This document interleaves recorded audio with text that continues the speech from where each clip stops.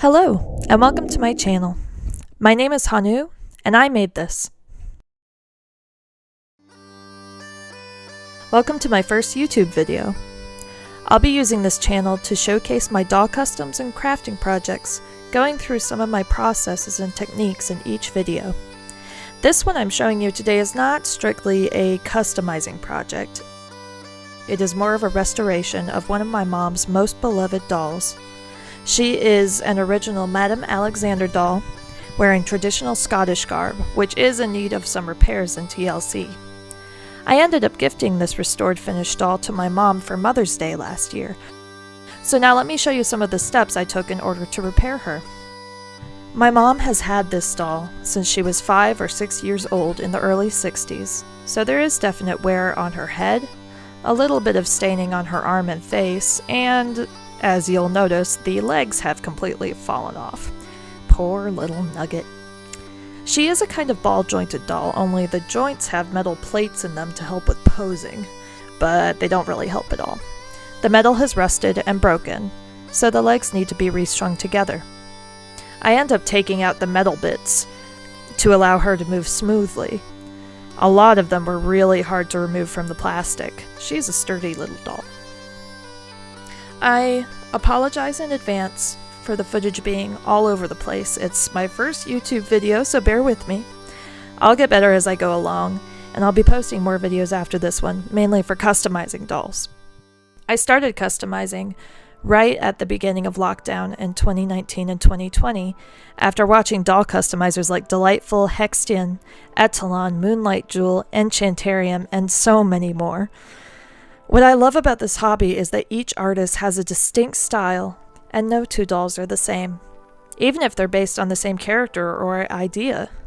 I'm so excited to join this community and to show all of you what I can do.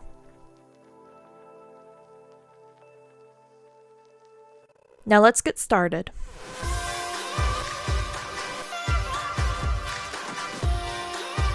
Inside you can see there's a metal bar connected to the doll's head that allows her to turn at the neck. The bar goes all the way down her torso, which is completely hollow, like a normal ball-jointed doll. Her arms are connected by 2 little S-hooks and some elastic that has definitely worn out. There's a tiny mark on her cheek that luckily I was able to get off with some non-acetone nail polish because I was afraid acetone was going to melt the plastic.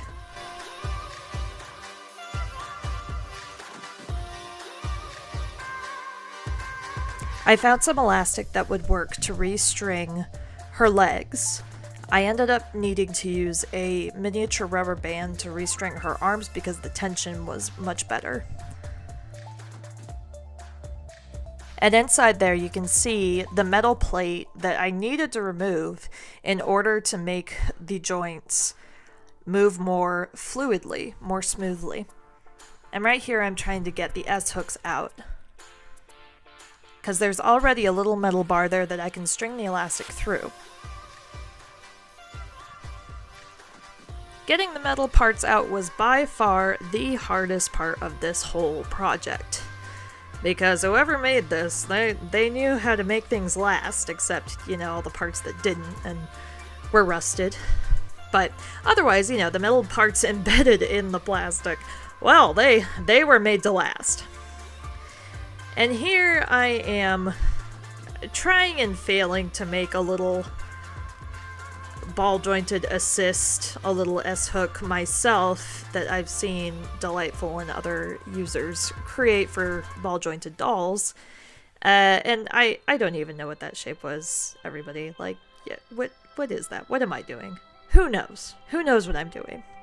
But honestly, a lot of this project was trial and error. I feel like that's a lot of crafting and a lot of making art.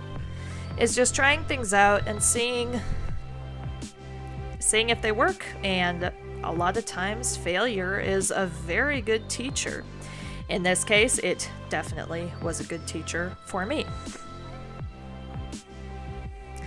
So there, I'm removing the hook, and if you see this part, the little slots fit together, But honestly, they were more of an obstacle than anything else, so I just decided to remove them. And this was so hard. This was so difficult.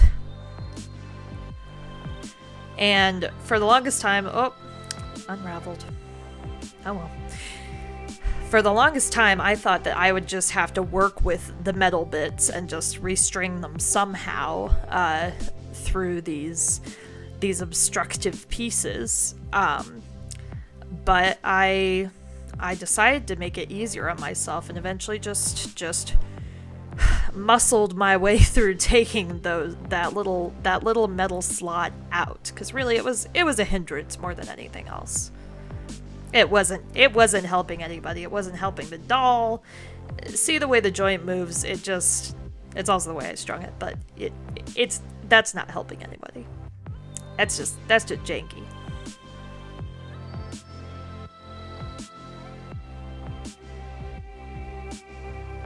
And out it comes. And well, just get it in there.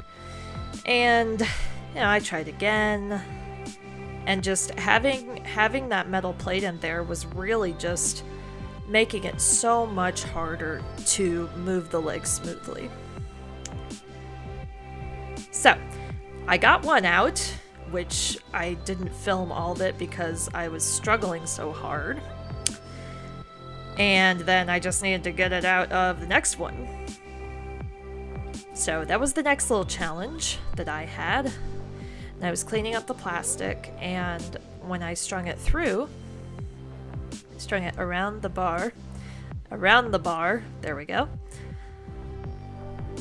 and all the way through, pull it through, and pull the other side through. I'm sure all the ball-jointed doll artists are just cringing at my noob skills here. I promise you I've gotten a lot better. And this is just, I'm cringing myself just looking at this footage because what are you doing?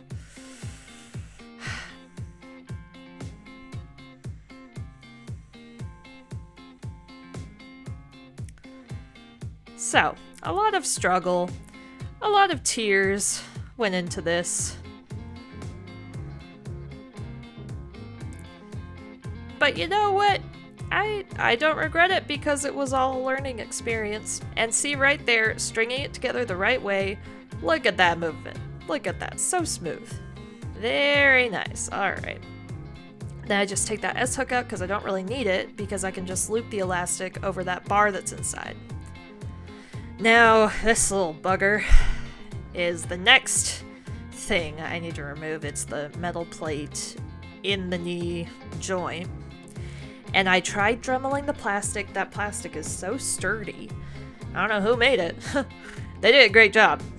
But getting that metal plate out, oh my god, you can just see me struggling here.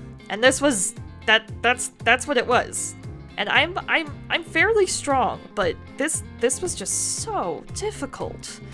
Like, they did not want it to come out. Ugh. Finally. I was so happy with myself after that. Well, 2 weeks passed. I had other things to do, and I was down to the wire on getting this doll ready for Mother's Day, because we were going to see my mom in a couple of days, and I really wanted to get the doll done. And you see the broken knee, the broken hip joint.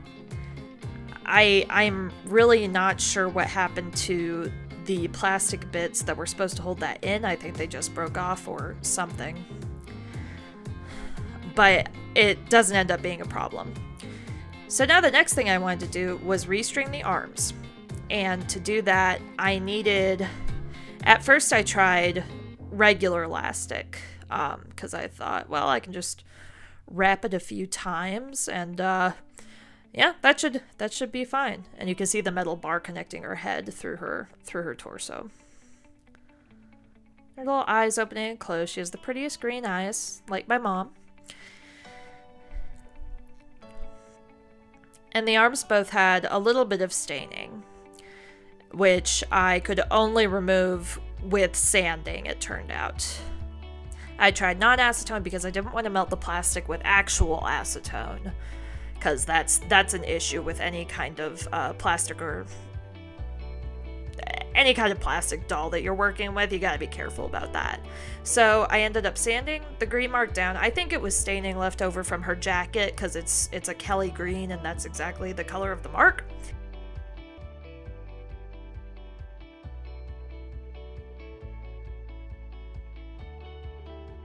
Cleaned it up with the non-acetone, scrubbed it down with sandpaper. It looks a lot better already. And her cute little fingers, I just had to admire her little pudgy fingers. I love sculpting on dolls. Any kind of sculpting is just so much fun. So then I sanded down a few more marks on the rest of the body parts. A few blemishes here and there. And her face is a little bit discolored. It's moved away from the original color of the other parts. There's a little Alex mark on her back. Mark her as a real Madame Alexander doll. And she really is a pretty doll. Like, her eyes are so green. And that little mark by my thumb, that does come out with a non-acetone, thankfully. But I didn't want to do anything further to her face, because I really didn't want to mess up her cute little face sculpt and her face paint and everything. So here, this is where I'm trying the real elastic, just to see, well, can I get the right amount of tension with this, the same way that I did with the legs. And I could have done it where I strung the arms and then I used that same elastic to string the legs. That probably would have been more, I don't know, efficient. But that didn't occur to me because I am a total noob at this. So, anyways, I tried that. Tried to give as much tension as I could with the elastic that I had. Spoiler alert, it did not work. Look at those noodle arms. Look at those noodle arms. No. Unacceptable. Mediocre. So, moving on to a tiny elastic, which I ended up having to triple up. You know, you put it around your finger, you double it up, but I had to triple it up in order to get the tension that I wanted out of it. And it was kind of hard, because there's tiny little hook, and you gotta hook it around, you gotta use your little paper clip tool. I used a paintbrush to hold it in place so that I could actually hook it around the other arm. Hook. Hook, hook, hook.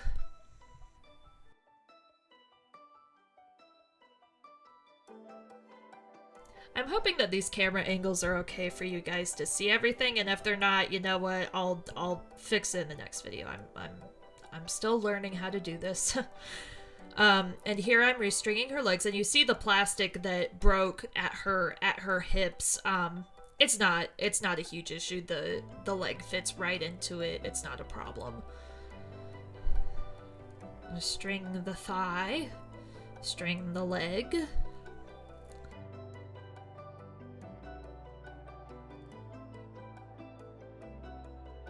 There we go. Make sure the tension's nice and tight. I just tie it in a couple knots, and then I tuck it back into her hip and make sure that it's moving as smoothly as possible and she can sit. And this is where I decide to triple up the rubber band to get a better tension.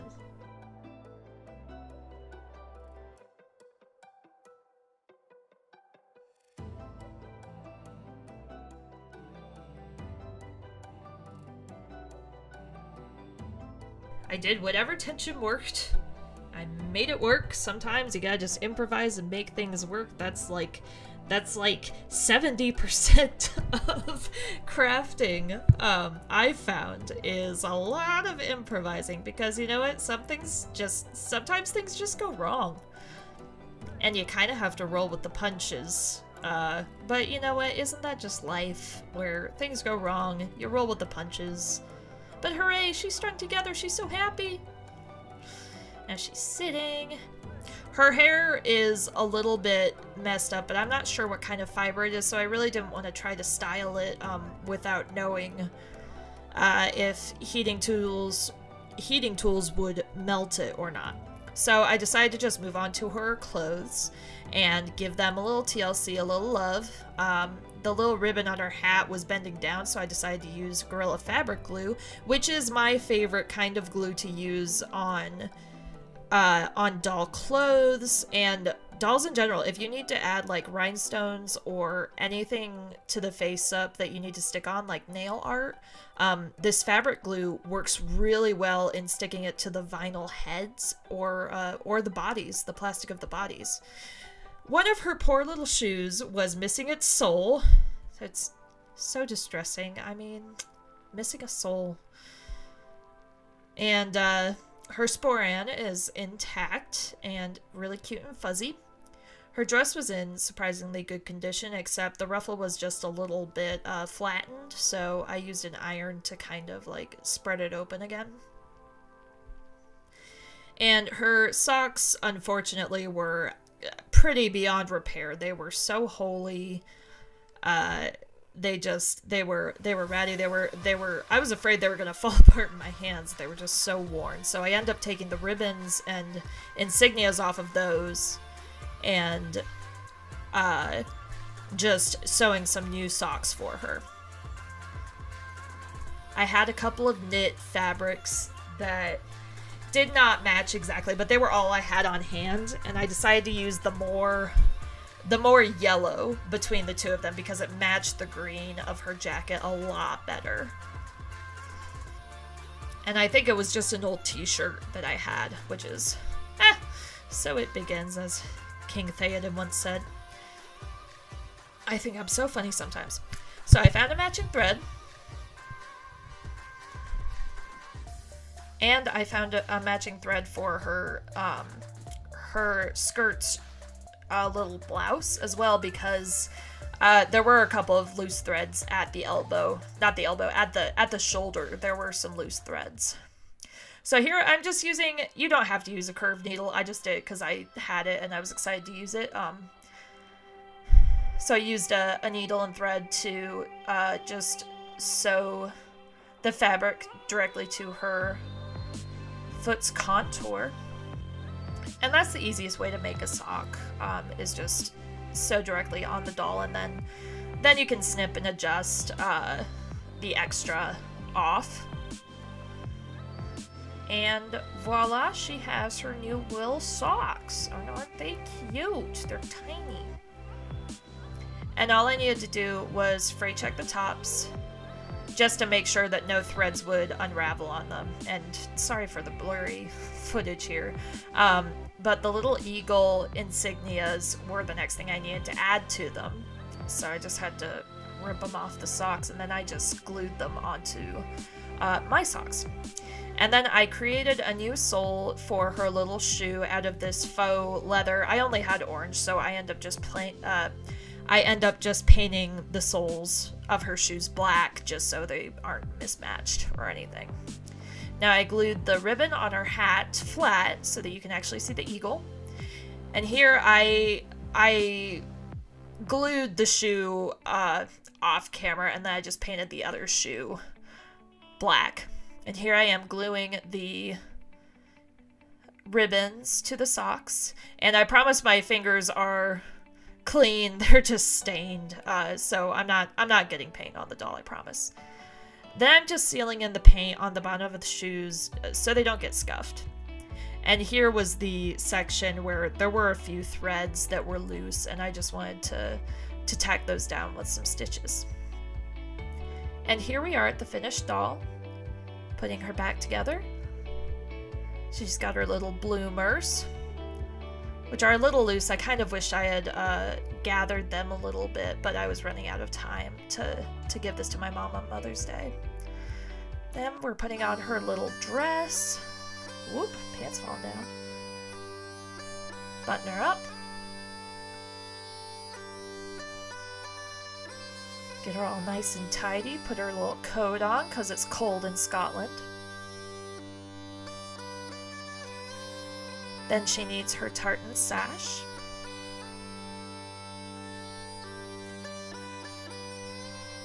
Her little hat. Looking dapper. My mom really loved having this doll back and in good condition like she remembered her when she was little. If you guys like this video and you'd like to see more of my content, please like this video, subscribe, hit the bell for notifications, and leave me a comment because I'd love to know what you guys think. And here we go with the final photo shoot.